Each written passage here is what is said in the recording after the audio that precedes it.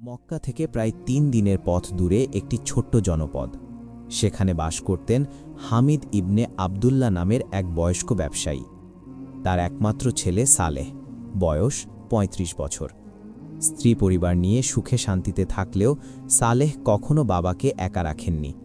বাবার বয়স হয়েছে, শরীরও দুর্বল হয়ে এসেছে, তাই সালেহ নিজের পরিবার নিয়ে বাবার বাড়িতেই থাকতেন। প্রতিদিন ফজরের নামাজের পর হামিদ বসতেন তার প্রিয় বারান্দায়। সালেহ বাবার পায়ের কাছে বসে কুরআন তেলাওয়াত করতেন। বাবা, আজ কোন সূরা শুনতে চান? সালেহ প্রতিদিন জিজ্ঞেস করতেন। সূরা ইউসুফ পড়ো বেটা, এই সূরায় পিতা পুত্রের ভালোবাসার যে চিত্র আছে তা আমার হৃদয় শীতল করে দেয়। হামিদ চোখ বন্ধ করে শুনতেন। সালেহ যখন তেলাওয়াত করতেন, হামিদের চোখ দিয়ে পানি গড়িয়ে পড়ত।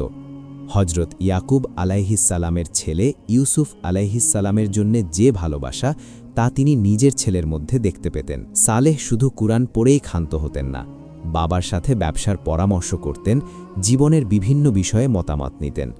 হামিদ মনে মনে আল্লাহর শুকরিয়া আদায় করতেন এমন ছেলে পাওয়ার জন্য। একদিন সকালে হামিদ অসুস্থ হয়ে পড়লেন, তীব্র জ্বর এবং শরীরে প্রচণ্ড ব্যথা। সালেহ তৎক্ষণাৎ তার ব্যবসা বন্ধ রেখে বাবার সেবায় নিয়োজিত হলেন। নিজ হাতে বাবাকে খাবার খাওয়াতেন, ওষুধ দিতেন, রাতে বাবার পাশে শুয়ে থাকতেন যাতে কোনো প্রয়োজন হলে সাথে সাথে সাহায্য করতে পারেন। মাঝরাতে বাবার কাশি শুরু হলে সালেহ উঠে পানি এনে দিতেন, বুকে হাত বুলিয়ে আরাম দিতেন। সালেহ, তুমি তোমার ব্যবসা দেখো, আমার জন্য চাকরদের বলে দাও। হামিদ একদিন বললেন, বাবা, রাসূলুল্লাহ সাল্লাল্লাহু আলাইহি ওয়াসাল্লাম বলেছেন, তোমার পিতা জান্নাতের দরজাগুলোর মধ্যে মধ্যম দরজা। আমি কিভাবে জান্নাতের দরজা ছেড়ে ব্যবসার পেছনে ছুটব? ব্যবসা সব সময় হবে, কিন্তু আপনার সেবার এই মুহূর্তগুলো আর ফিরে আসবে না। সালেহ বাবার হাত ধরে বললেন। হামিদের চোখ ভিজে উঠল। আমি এমন ছেলে পেয়ে আমি ধন্য, কিন্তু তোমার পরিবারের কথা ভাবো। সালেহ বললেন, বাবা, আমার স্ত্রী আলিয়াও আপনার মতোই চান যে আমি আপনার সেবা করি।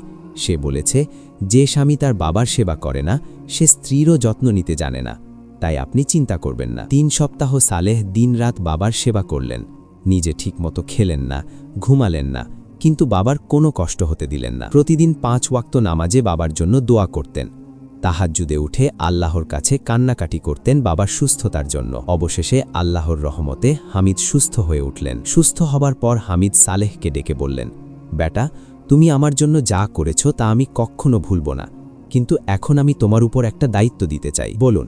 বাবা, আপনার আদেশই আমার জন্য পথ প্রদর্শক। হামিদ বললেন, আমার এক বন্ধু আছে মদিনায়, তার নাম আবু বকর আল আনসারি। সে একজন মহান আলেম এবং ব্যবসায়ী।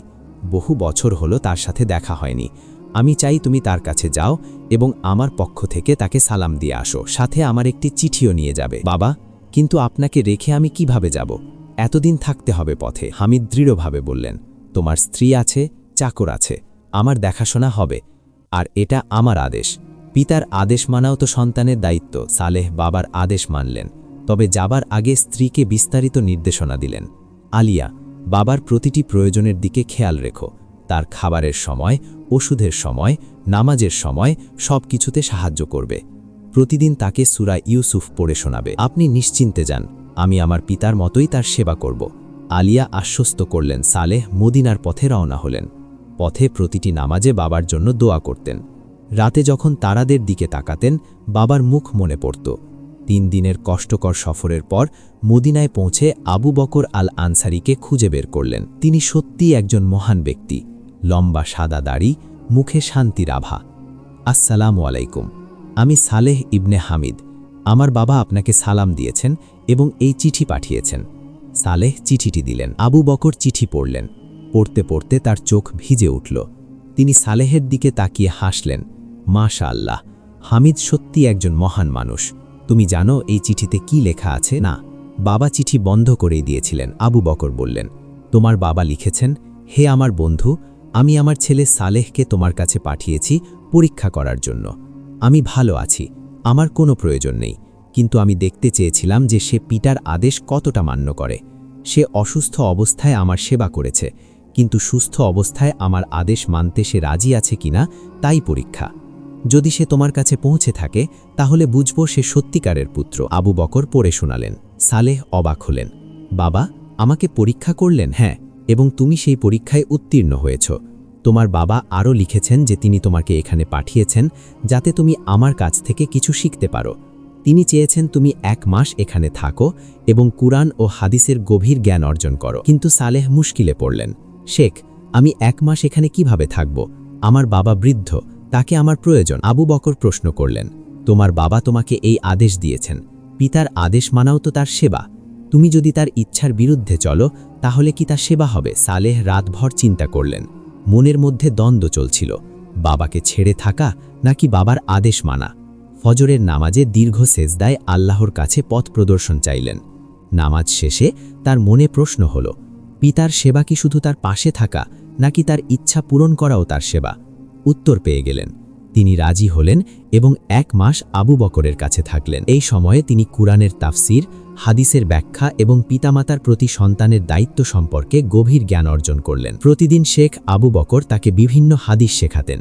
একদিন তিনি বললেন, সালেহ, রাসূলুল্লাহ সাল্লাল্লাহু আলাইহি ওয়াসাল্লাম বলেছেন, যে ব্যক্তি তার পিতামাতার সাথে সদাচরণ করে আল্লাহ তার জন্য জান্নাতের 8টি দরজাই খুলে দেন।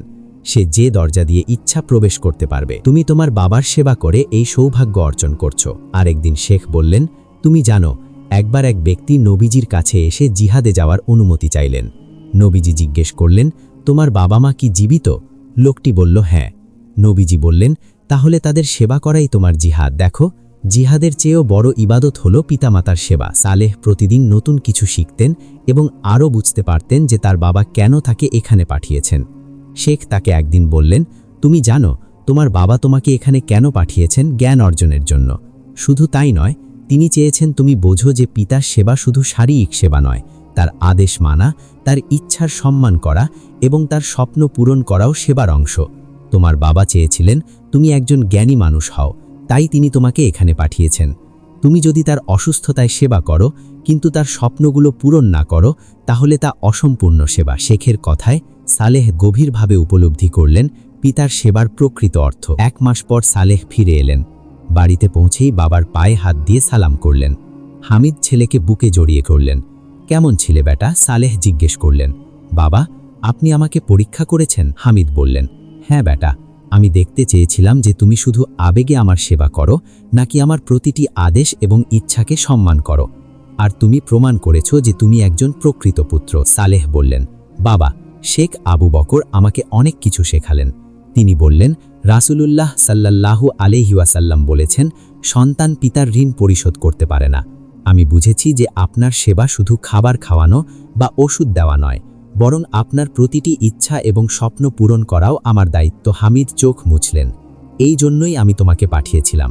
এখন বলো তুমি কি শিখেছ? সালেহ পরের কয়েকদিন বাবাকে শোনালেন শেখ আবু বকরের কাছ থেকে শেখা তাফসির এবং হাদিস। হামিদ খুব খুশি হলেন। এই ছিল আমার স্বপ্ন। তুমি শুধু একজন ব্যবসায়ী নও, বরং একজন জ্ঞানী মানুষও। কিছুদিন পর হামিদ আরেকটি কাজ দিলেন। সালেহ, আমার একজন পুরনো বন্ধু আছে যে এখন খুবই দরিদ্র। তুমি তার কাছে যাও এবং আমার পক্ষ থেকে তাকে কিছু সাহায্য করে এসো, কিন্তু তাকে বলবে না এটা আমার পক্ষ থেকে, বলবে এটা তোমার নিজের পক্ষ থেকে। সালেহ অবাক হলেন। কেন বাবা? আপনার নাম বললে তো তিনি খুশি হবেন। হামিদ বললেন, বেটা, রাসূলুল্লাহ সাল্লাল্লাহু আলাইহি ওয়াসাল্লাম বলেছেন, ডান হাত যা দান করে বাম হাত যেন তা না জানে। আমি চাই না আমার দানের কথা কেউ জানুক।